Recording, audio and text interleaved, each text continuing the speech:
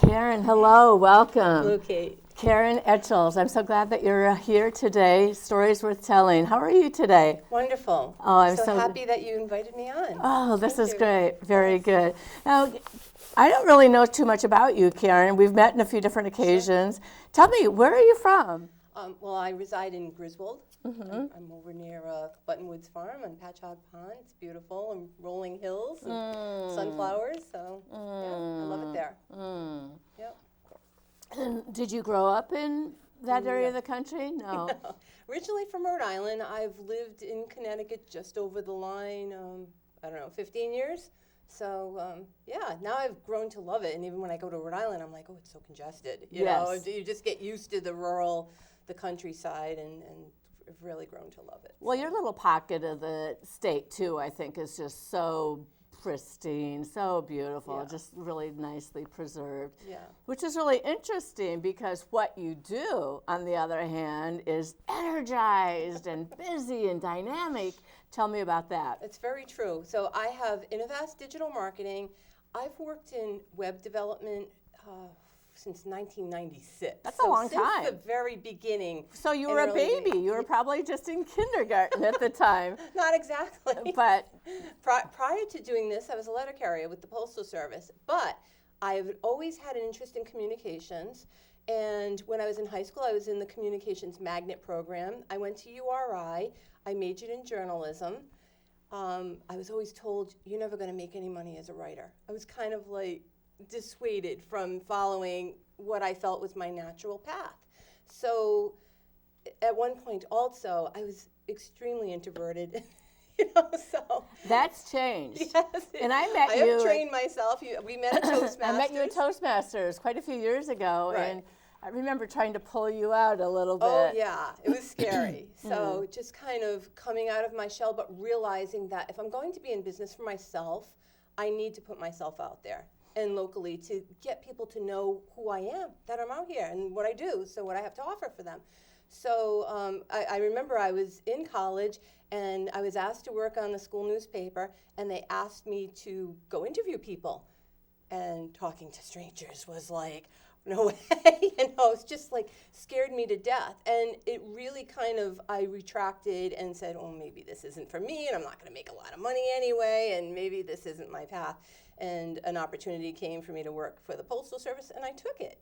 And then I was there 10 years, and I'm thinking, oh, is this what I really want to be doing? I don't want to be doing this for 30 years. It was just too monotonous. So tell me about the Postal Service, though. So every day you would have a big pack on your back, and you would walk door to door delivering? I did. I was a city carrier in Warwick, Rhode Island. I did that for 10 years, and so it was park and loop. I'd park and walk and deliver, come back to the truck, move the truck, do it again. So I knew every crack in the sidewalk. I knew everybody's subscriptions. I knew what mail just by glancing at it without so-and-so's, Somebody's having a birthday. Oh, yeah. You get to know those different things. Yeah, and you get to know the people, and that part was nice, but I didn't feel that my creative outlet, it was just not being satisfied. You got good exercise, you got fresh air, but it was air regardless of the weather. Yeah, it wasn't really what I wanted to do. And when I looked at women who were doing this for 30 years, and I was like, I don't want to do this for 30 years. So you got out. You got out after 10. You graduated. Congratulations for moving on and moving up. It was the 10-year point. I actually was delivering mail, and I came across the RISD continuing education catalog. And I had taken classes at RISD when I was a teenager, art classes. Of course. And this was something different. It was for computer graphics. Oh. And this was at the time in the mid-90s when computers were just starting to come into everybody's home. If you remember the modem, the AOL, you've got mail, and all of that, and the screeching modems. Well, that was just starting to happen. And I saw the writing on the wall, and I said, I've got to get into computers, because if everybody's got a computer in their home, here's a method of communication. It's an opportunity. When I saw the computer graphics program, I thought, oh, that's my love of art. I'll get into that. And when I was in the middle of that program, the first web design course that they offered at RISD was offered through that program. I took it, and I immediately knew. It was life-changing. Yeah, that's what So I you wanted took to do. your art, and you took your journalism communication, and your writing skills, even though they said you didn't have them. You obviously... Well, I could write. I couldn't talk to strangers. Well, they said you weren't going to make any money. Well, right. that too. Right. I wasn't going to make any money because nobody makes money writing. It was basically way back, even in school when they'd have professionals come in. If you do this for the love of the art, fine. But if you think you're going to make any money, don't bother, basically. And it was like kind of dream crushing, you know. So, but I think everything happens for a reason. And even, delivering mail was communications in a way. Absolutely. Is that, well, it's like you're like ringing, you've got mail. I mean, you're That's it. Every time. So, and during that time I had children, I was raising a family, but when I went to school at night, I was delivering mail during the day, coming home, making dinner, going to school after dinner. And it's really too much. Oh my gosh, What I did women, it though. What And women have to do, I think, to break through that glass ceiling that we have, to make it happen. And I did my homework while my children were sleeping. Of and course. then I got up and did it again. Yeah. But look at you now. Yeah. Look at you now. Yeah. That's amazing. Congratulations, Yeah. because you have been tenacious, you've been resilient, and you are making a difference. Yeah, I like to think so. I mean, it's taken me a long time, and I've had years of self-employment and years where I went through a divorce, I needed health insurance, and I worked for others. But in every position that I held through the years, I learned something valuable. Of course. About how they saw marketing. And people who do web development, they're either programmers or creatives. I'm more of a creative, but I know enough about programming to be able to kind of bridge that gap, to communicate with the client about what's important to them in getting across as a communication piece, but also to the developer, we want this to happen. Well, you have a really put it all together. Yeah, you have a really good eye, and you can really do a good job of thinking about it in a visual sense for what it should look like and how to make it look good. So tell me, if you look at a website, how do you know if it's a good website or a bad website? Well, think user experience. Put yourself in the shoes of the person who needs that content. Are they getting what they're looking for quickly? That's the biggest thing, without hurdles, without confusion. Do they understand the navigation? Is everything laid out in an organized, kind of intuitive way so that the information that the user is seeking is delivered quickly? Because people have no patience. They will hop out of a website faster than it used to be 7 seconds, and now it's 3. Oh, wow. If you can't grab their attention, they're out of there. They're looking for something else. So within 3 to 7 seconds, you need to be able to capitalize on whatever that person wants and needs. So content and visuals are the two most important things, is what I'm hearing you say. Exactly, yeah. You've got to grab them. You've got to, hold their attention and pull them into the content right there. And if they're not in the right place, then they will just hop out immediately. So, yeah. Well, that's really good advice. So if I'm looking and if I want to hire somebody to do this kind of work, what are some things that I should ask as far as knowing if you would be a good web page designer for me or somebody who would do my digital marketing for me? Well, a lot of people say to me that I have a gift of explaining the complex in simple terms. So they like that because it's new to them. Like people who do this work, we do it all the time. But when you throw jargon at a person who's a small business person, talking over their head is just confusing. And then they say, well, just do it. But that's not really the job of the web developer. Okay. My job is to fulfill their vision and to communicate with them so that I have a good understanding of what their goals are, to help them define their goals and to make that into a user experience, in the digital world, so that it will work. That's really powerful right there, what you just Yeah, said, that your job is to help them to fulfill their vision. Yes. And you being who you are, even though that person said you weren't at interviewing, I think that's your gift and your talent. And perhaps you've grown it over the years. Oh, yeah, for sure. For sure. And you can just intuitively kind of tease it out of people. It's just in talking, asking the right questions so that they feel heard. Because they might not know the right questions to ask me, but I have to know what to ask them in order to fulfill their vision. And to know, what do we want to achieve with this website? Are we trying to get more leads, get more sales? Are we trying to communicate a message? Is there a purpose, beyond that you're trying to build your mailing list? Whatever it is, you need to be clear on what your objectives are when we start the project, so that there are calls to action in place and people will actually do what you're hoping they will do when they visit your page. Absolutely. Okay. And how do you measure somebody's web page engagement? How does that happen? Well, there are lots of tools. Google Analytics is a great tool that's out there. It will actually show you how people are behaving on your website. So when they land, it might not be on the home page, but they may go to this page, to that page, and if they're falling off and not going through to the contact form, if that's what you hope for them to do, then we have to figure out why.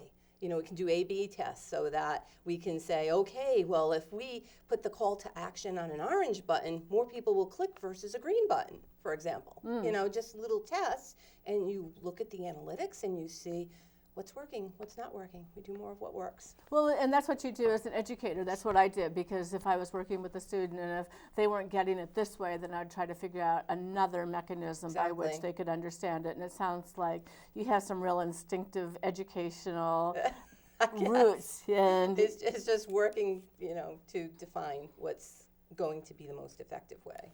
And it's beautiful. Yeah. So, and who do you work for? Who are your customers? Oh boy, they're all over the place. I have agencies that I work for, you know, large businesses. Dental practice is a pretty new client of mine that's just hopped on board.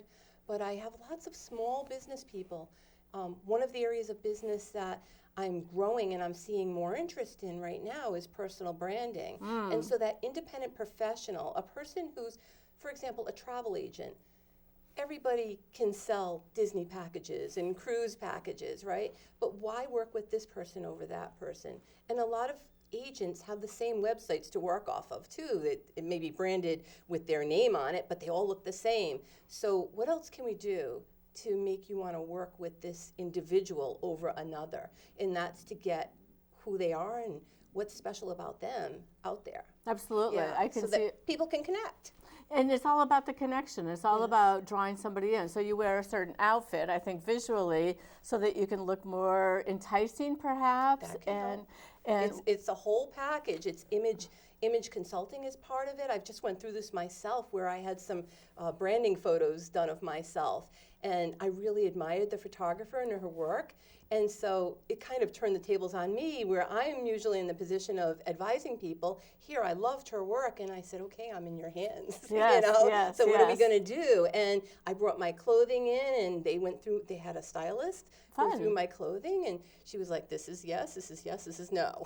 And can you get a shirt like this? That will go great with that. Oh. And so getting that from a different perspective, that kind of direction from a specialist, was really valuable to me, because we're all in our own closets, right? And we think we know what's great looking, but it's great to have that kind of feedback, you know, that you don't usually have. And then, of course, they did the makeup, and with every picture, they're fixing every little hair and, you know, making everything look great. But that's, if you think about it, something as simple as a headshot is your first impression to the world. You know, if you're on LinkedIn and you're just getting to know somebody or finding out about them there, you want that warm, engaging smile. You know, you want to make that human connection, but you really want to put your best foot forward. So image consulting is really important, and the human to human connection is something that can be very effective, done right. Beautiful, beautiful. I love that. Yeah. So tell me who's on your team. You don't do all of this by yourself. There's no way you could do this all by yourself. I have a great team now, because I used to do it all by myself. When I first opened Innovast, it was just me, and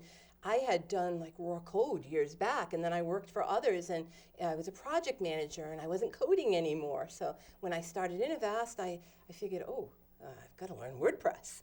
And so I taught myself WordPress, but I knew enough about code to be able to modify things and such. So, but now I have so much work come in that I have developers on my team. Nice. So I have writers. I write myself, but I can't push it out fast enough, and I don't want to have that lag on projects where people are waiting for months for their website to get done.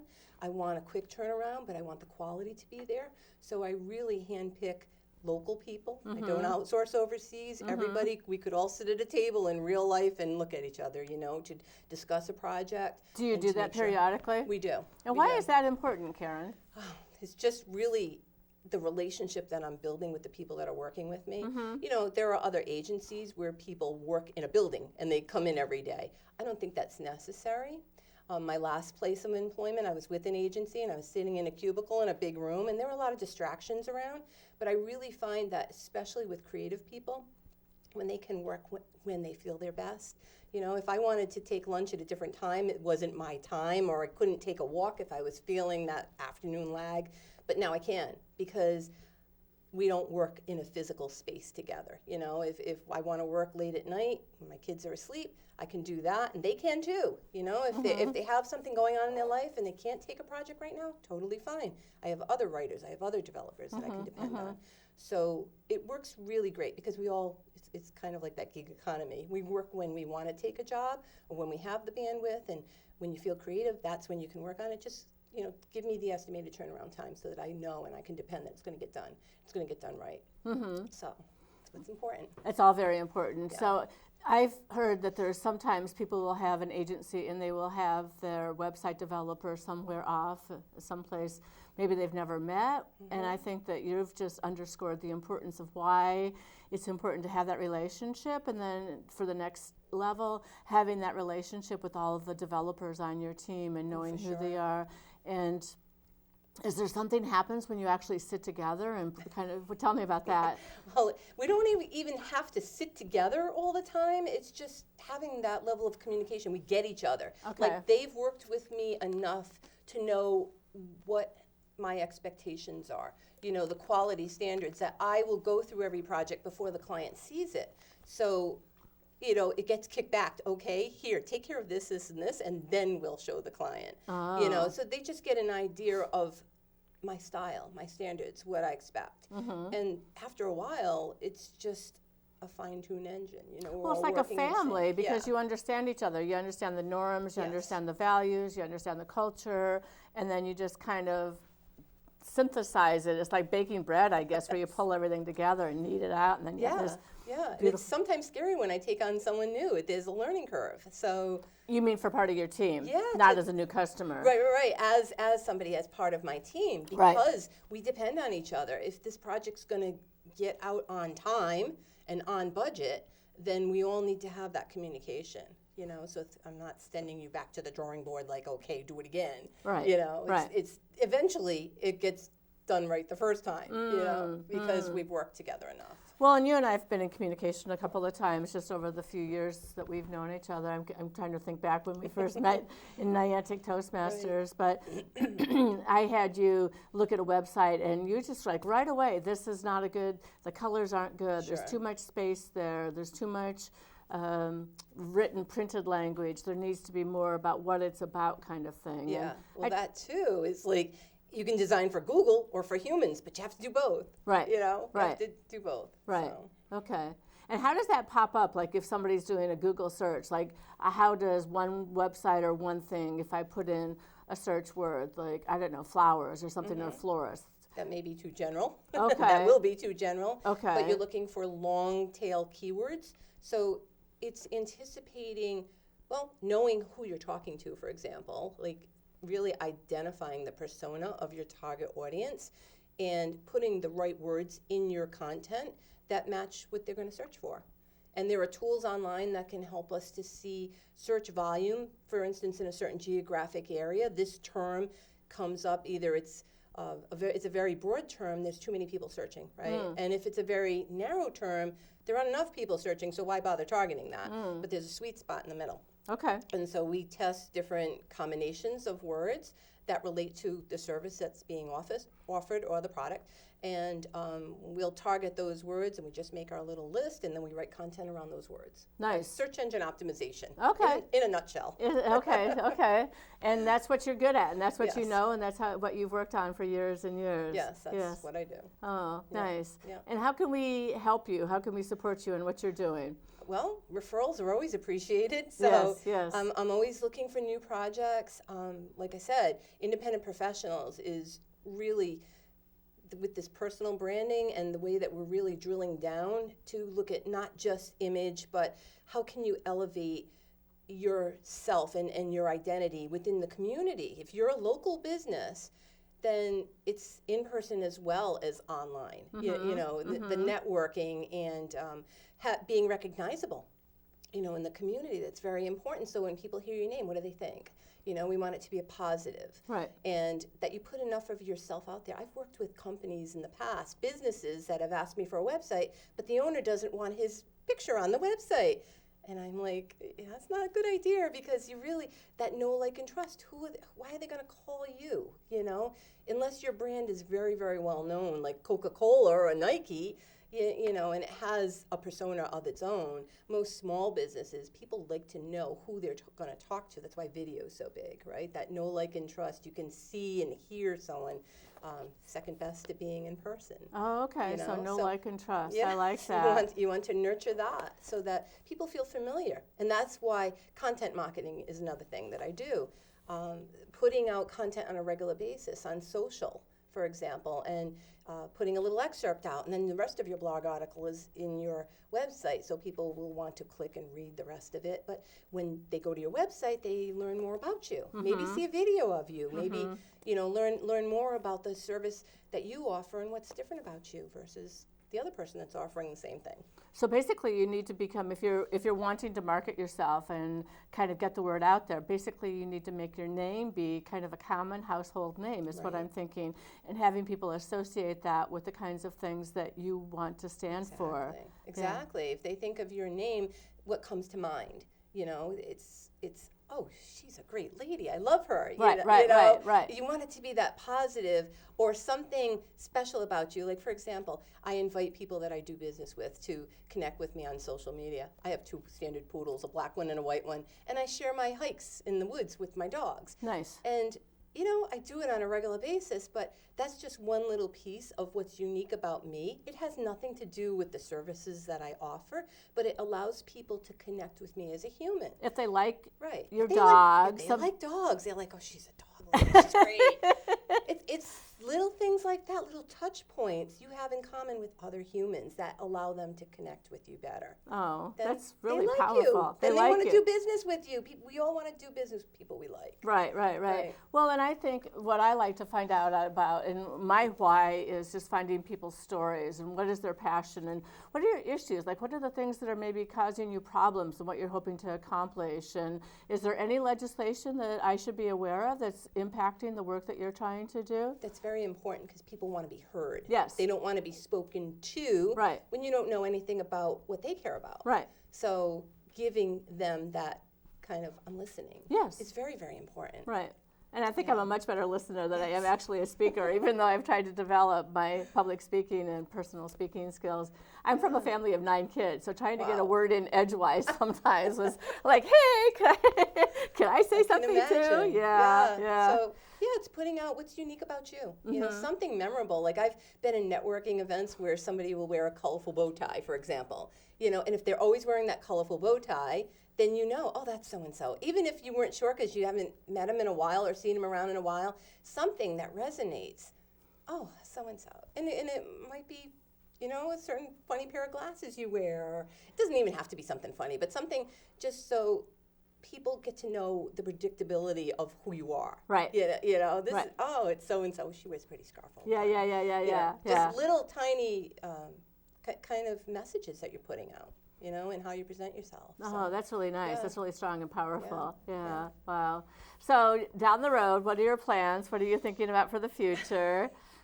Well, Innovast is going strong right now, so I'm really, really pleased with the caliber of clients that are coming to me, where I used to take really tiny little projects. I still do, because I really can relate to the small business person from being one myself. So I do that work still, but I serve larger clients now because I have a team behind me. I can do that, so it's not just me, and we can handle bigger projects. But I really love working with the independent professionals. I think personal branding is something that's very, very strong now in marketing, that human-to-human connection. A lot of times B2B clients would say, I don't care about social media. My clients aren't on social. Tell me B2B. I don't know. Business to business. Okay. It's like, are you serving individuals or are you serving other businesses? And a lot of times they would say, I don't have to be on Facebook because, they're not looking to buy something from me. they're not looking right now, but if you realize they're all individuals on these social platforms, and it might not be Facebook, it might be another kind of medium, social whatever it is, but it's making that human-to-human connection that's really going to get you to stand out. If they get to know you as a human, and then they say, "Oh, what do you do, Bob?" Yeah, you know, right. Then it might make a connection where, "Oh, I know somebody who needs that." Absolutely. You know, it's putting yourself out there as an individual and growing a community around you, you know, and what you offer so that people get to know you. If you're in business, especially if you're a small business person or an entrepreneur, communities are huge on Facebook right now, by the way. But being there's a in bunch a community of different communities. common thoughts, and bringing people together. It's so strong. It's so strong. So putting yourself out there on social and having your brand be with, and like, I don't put my business content out to my personal connections. No. Once in a great while, I'll mention, I'll say I'm on the show, for example. Yes, I'll let people know. If they want to look, then they can click and look, but I wouldn't put business material out there on a regular basis. No. But people know what I do. And people want to know what you do because that's your passion. That's why you're up and out the door every morning. That's it. Yes. If they're curious enough and they like me because, she's got those great dogs. There she is running with the beach with her dogs. Wow. But they'll like me, and if they want to learn more, or they say, "Oh my gosh, she has a business," and then they might look, and it's just connecting with people. Well, you're approachable. Yeah. And so. You are. You're totally approachable, and you're engaging. Yeah. And what you said previously about you make the complex simple, you just did that for me. So thank you very much for making it understandable. So tell me about your dogs. I have to.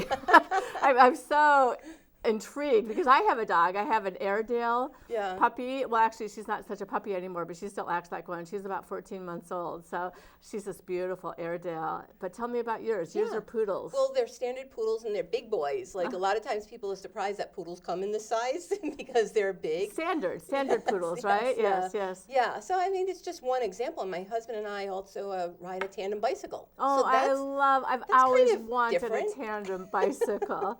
I've always wanted one, but I've never quite gotten one. So right now I'm on a journey towards fitness because we have been involved in elder care for the past year or so and kind of took away from our time when we've been riding our bicycles. Oh, so and your father passed away. Yes, I'm sorry about that. Yeah, but we're all humans, like on all these different events that I share some aspects of my life, and people can connect. But we have a trip to Ireland planned in June, and it will be a cycling trip. Oh, and I so love the whole that. story of how I'm preparing for this trip, I'm sharing. I love that. So. And you're totally going to have to come back on Stories Worth Telling and tell me about your trip to Ireland. My husband and I went a few years ago, and my daughter and her husband went not too long ago, and they just had a baby, and they named her Claire. I love that. Yes, and I think it's partially because of their trip to Ireland and this beautiful spot where they were able to. So it's life-changing when you have experiences like that. Yes, and sharing your journey. I mean, people are interested in people. They don't just want to know, you've got this product to sell, you sell this product.